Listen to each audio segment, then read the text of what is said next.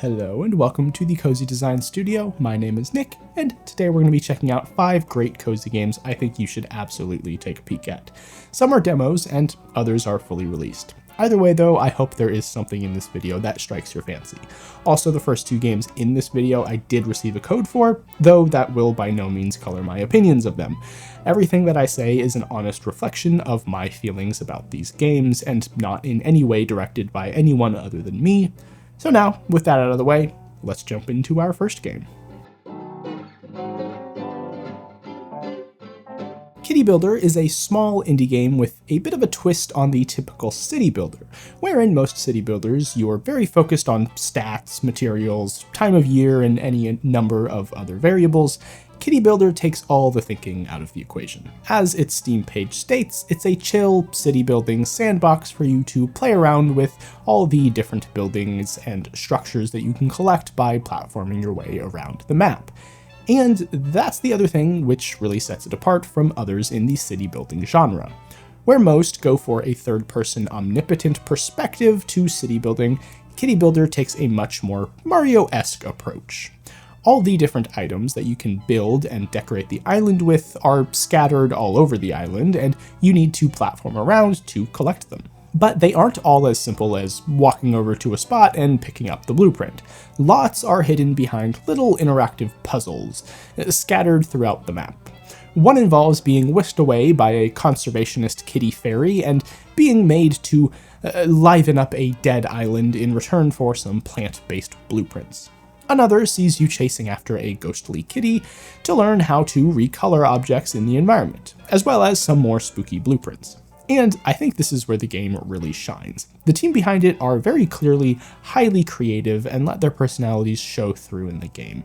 I think a lot of the dialogue, while to many may seem a bit stilted, perhaps even juvenile, I think it has a certain charm to it which I can absolutely get on board with. And the puzzles and different tasks around the island, I think offer a pretty solid balance between not being so difficult to not be fun, but also not being so incredibly easy to not be engaging. The team behind this, I think, have a lot of really fun ideas and a lot of skill to execute on them. However, this game is fully released, and they are charging money for it, granted a pretty reasonable $8, but given that they are asking for your money, I think it's fair for me to level a bit of constructive criticism at the game where I see fit. As an overall vibe, it feels fairly unfinished. The movement just feels too floaty for me personally, and that is something I know a lot of people who are very much into platformers care a lot about. So I think that is something that really does need to be addressed. While I think on the whole the character control's fine, I think it could be tightened up a lot. Now, I think part of the difficulty in that is that the game is 3D, and that always comes with some inherent difficulty when it comes to making movement feel good and tight. Though I know it can absolutely be done well, and I think they would benefit from spending a bit more time on really tuning that up. Aside from that, I think the building mechanics, while competent, did leave something to be desired. I found it hard to build a city that I was really happy with. I don't love just seeing copy-paste models in a game where one of the major mechanics and draws to the game is the building aspect. I would love to see some kind of procedural generation with the different buildings and some way to make them all feel like they have some kind of personality and individuality. And the same goes for all the inhabitants. Unique clothing or something, or even 1 or 2 model variants aside from just color, would be great to see in all the other little kitties running around the island.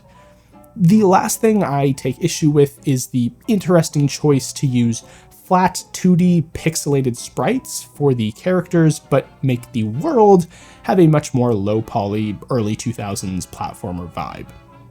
I found it to be fairly jarring, and I think it made the characters stick out way too much from the environment, and the 2 different styles really clashed in my eye. I think it would very much be to the game's benefit to make the character models cohesive with the style of the environment, and then simply add their pixelation filter over top. As it is, the clashing styles really make it feel a lot cheaper than it should. I did have a good time with the game, though. The humor is cute, and the personalities really shine through in all the different characters. I think one of the big strengths here is the character writing, and the overall premise. It's missing some polish on the mechanical and visual side, but I'm confident that that is something that can be fixed if the devs put a little bit more focus into it. Overall, I think the game is worth checking out if it appeals to you and my gameplay has piqued your interest. It's a generally competent little indie for $8, and I think you get plenty of fun out of that. Plus, you get to support a small indie dev who I do think shows some real promise if they keep at it. So now, with that out of the way, let's move on to our next game. Little Corners is probably one of my favorites on this list. It's just such a calming, chill, nostalgic time, and I can't recommend it more. You know, back in the day, like in elementary school, where, realistically, girls had those little sticker books with like a little scene and a page or two of stickers that you could use to decorate the little vignette? Well, that's basically what this is, just in a video game.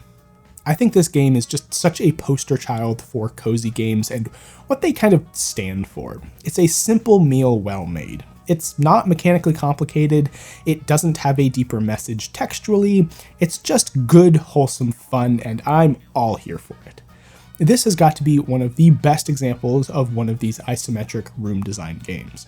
I reviewed a few in the past, and I have to say, this kind of thing usually doesn't hit for me.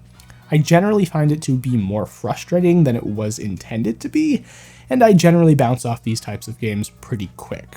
But there's something different about this one, and I think it comes from the fact that there is a bit of a framing device which justifies being stuck in an isometric view. With most other games of the genre, it usually feels like a bit of a pointless limitation. They're usually in 3D anyway, and all the models and the room are three-dimensional, so why would you not just let me move them around to different angles? It feels a bit limiting and pointlessly so. But with Little Corners, it makes perfect sense, and it just really jives with my brain way more. And it's just such a simple fix too. Just taking a more holistic approach to the design constraints makes for a profoundly better experience. I really wish other room decorating games took this approach. They don't need to copy the sticker book framing device, but make the limitations make sense. That's all I'm saying. But okay, that's enough about that. Aside from the way that this game sets itself apart from others in the genre, one of my favorite aspects is the art style. They did a brilliant job with the designs of all the different things that you can place around the room. They all feel so cohesive and like they could actually be in a real-life sticker book. They're all designed with clutter in mind, things like messy piles of books, or unrolled scrolls, or a pile of potion ingredients. They all just have so much personality, and I love it. And because this is a sticker book, you can choose which layers your stickers are placed on, which really leans into the cluttered room aesthetic and really gives you the feeling of control over how everything's placed. If you're like me and a cluttered little corner is exactly what you want from a cozy vibe, this is really going to scratch that itch. Now, the one thing I do have to criticize is that there just isn't enough sticker sheets in the demo. As of now, there are only 2 rooms to decorate, but there is absolutely room for a ton more, and I really hope that they take the free update approach and charge maybe $20 to $30 for the game instead of making each room a DLC. But regardless of what they do, I think this is absolutely a game worth checking out. And even with just the 2 options in the demo, they're both incredibly replayable, and there are any number of ways to decorate these rooms. Also, before we move on, I just want to touch on the attention to detail, like the fact that they give you a little in-world iPod which plays lo-fi while you decorate. And while I would love to see some other genres to pick from, what they have is an absolute vibe, so I'm totally cool with it. Plus, they let you change the background so you can change the surrounding vibe just how you like. I would love to see more options here as well. I like what they have, I just think more would be greatly appreciated, and because they really are just kind of flat static images, I think it would be awesome if you could upload your own, or even if they added support for animated backgrounds. I don't know, I'm definitely just dumping a bunch of ideas out here, and I doubt any of them will be picked up by the devs, but regardless, you definitely owe it to yourself to give this game a shot. It has a demo available right now, and I can't wait to see it release when it finally does, whenever that might be. Now, let's take a look at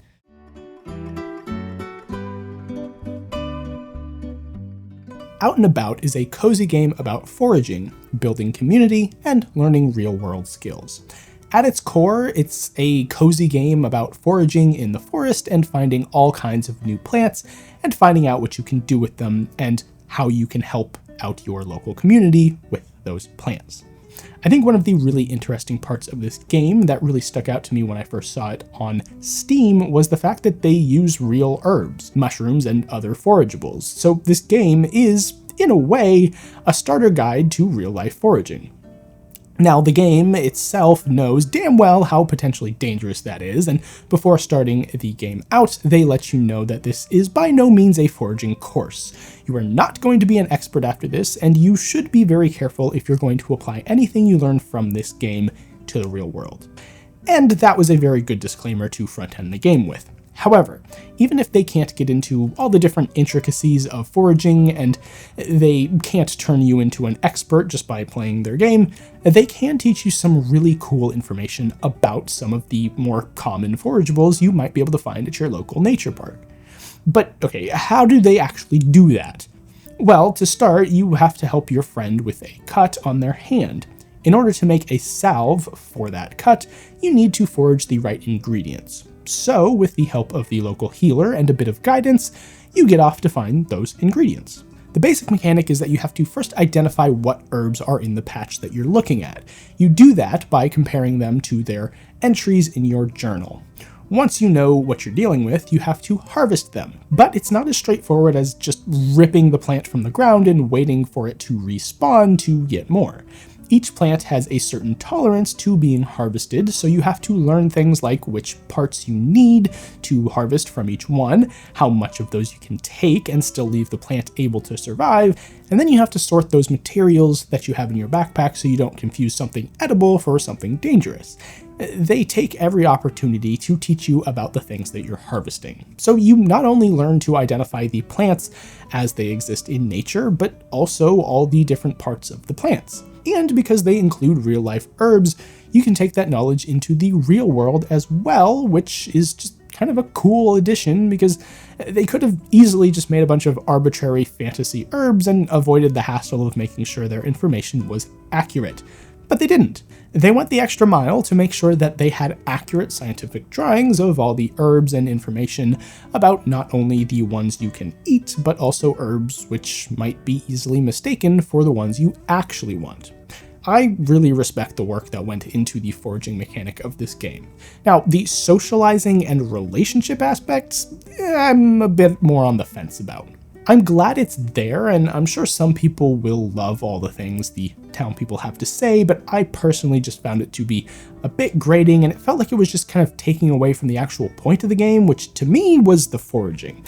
Now again, that's probably just me, so don't take that criticism too heavily. If you're someone who loves hearing what NPCs have to say, I think you'll enjoy their dialogue. But okay, what do you do with the stuff that you've foraged? Well, that's where the cooking and selling mechanics come in. And this is another part of the game I think could be improved.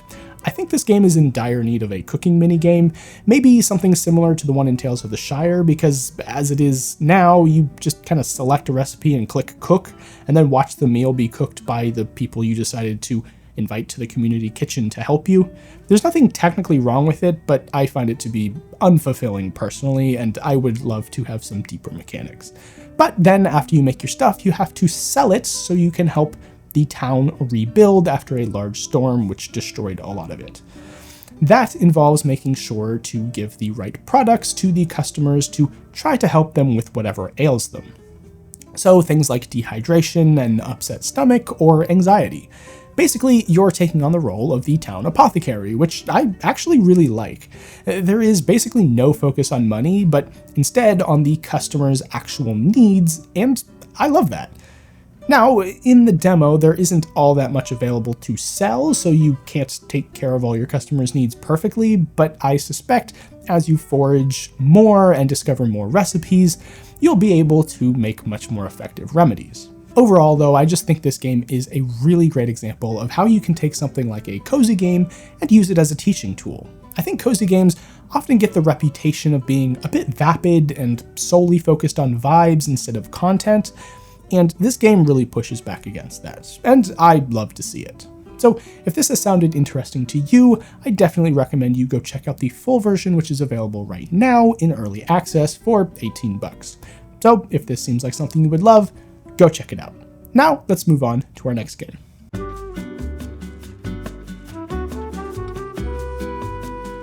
Herdling is probably one of the most vibesy games on this list, and maybe of any that I've played.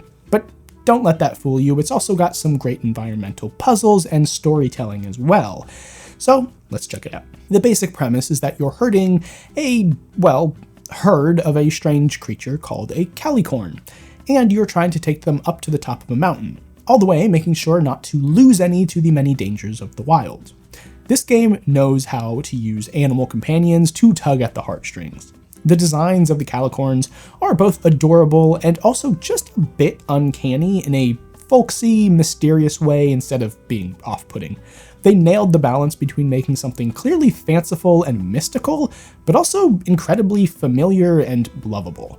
The mechanics are rather basic. Calicorns are herd animals, and while they do have a mind of their own, they generally move as a pack, and you drive them from behind with your magical shepherd's crop. The basic mechanic is that you stand behind the herd and tell them when to go, stop, and speed up. The direction the herd will go in is based on a line that's drawn out from you through the center of the herd. So if one calicorn stays behind, it can throw off the direction of the entire herd. This is the basic struggle of the game. You're learning to communicate with your herd, and you're getting steadily better at driving them. All the while, this really great music plays in the background, interspersed with the sounds of the world and your pack and the different terrains that you're traveling over. This game is really great at honing a vibe. And when you really get into the groove with your herd and the game gives you a long stretch of uninterrupted land to traverse, it really is unlike any other game. Your herd has a few different speeds. You have their base walk, a slow walk for more precision when you need it, and then a sprint which you charge by bringing the pack to a field of flowers for them to graze. When they walk through the flowers, they gain a sprint charge. The number of sprints that you get is dependent on the number of calicorns you have in the herd. And as you go, you find new calicorns, save them from whatever they need saving from, tame them, and give them a name, either custom or randomized. The more you have, the longer you can sprint for, but also the harder it gets to control the herd with high precision. They do generally try to avoid danger, but it's mostly up to you. They trust you and will walk right into a dangerous pile of spikes or off the side of a cliff if you tell them to, so it's key to take it slow if you need. That's the basic mechanics of the game. It's a linear traversal puzzle where you're basically just trying to get as many calicorns to the endpoint as possible with some very evocative tribal spiritual imagery and an absolutely beautiful post-apocalyptic setting. All without any words. None of the story is told through explicit dialogue or text entries, but instead by the environment and what it can tell you about the world and the calicorns. Oh, also you find these little decorations around the world that you can put on the horns of your calicorns. The game really wants you to build a connection with these little guys, so it lets you do all kinds of things like feed them from your hand to heal them if they take a tumble, or pet them to bond, or just all kinds of things to help you build a connection. And I just love it. It's the kind of game where you can really get lost in because it's kind of just one long ride until the end. It has the kind of mechanics that are really easy to get into the zone with, so it makes all the hours that you spend traveling with your herd fly by in the blink of an eye.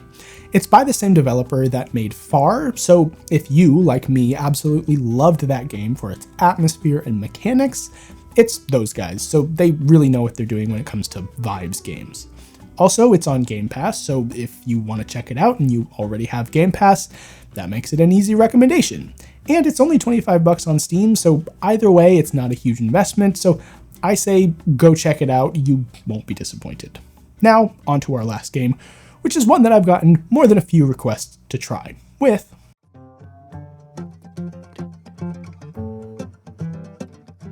Is This Seat Taken is a short and sweet indie positioning puzzle game. It's a simple premise, and it's executed extremely well. This game is tight in all the right places. The mechanics are very simple and straightforward. All you need for this game is a mouse or a touchscreen and your brain.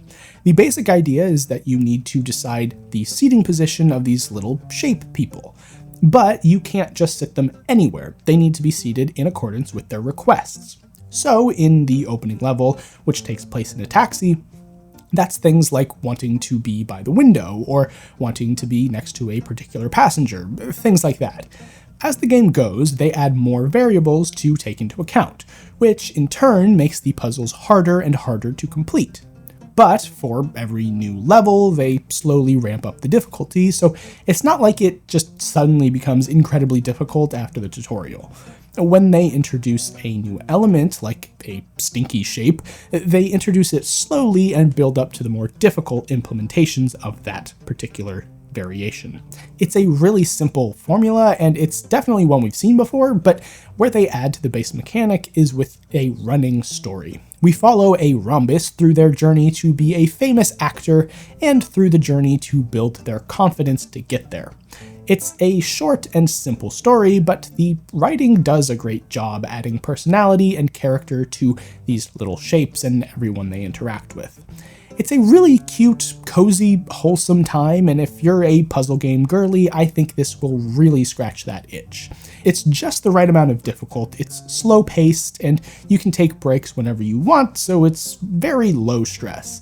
And the art is just so cute. I think games like this really lend themselves well to being cozy games. I'm a big proponent of the idea that any game can be cozy, but I think games like this and like Little Corners, which are just kind of a simple concept done extremely well, make for perfect cozy games, and games which I think a wide variety of people would consider to be cozy. I highly recommend you check out Is This Seat Taken? It's a really great example of indie cozy games, and I keep hearing people in the comments extol the virtues of this game, and frankly, I'm right there with them. It's only $10, so you really don't have much to lose. If this seems like something you want to try out, I think you'll have a great time with it. But that's just about all we have time for today. I hope you found this video helpful, or at least entertaining. Regardless though, make sure you leave a comment. I always love to hear what you have to think. Other than that, I'll just say thank you so much for watching. Don't forget to like, subscribe, and ring the bell so you always know when I release a new video. I hope you have a wonderful rest of your day, and as always, happy gaming.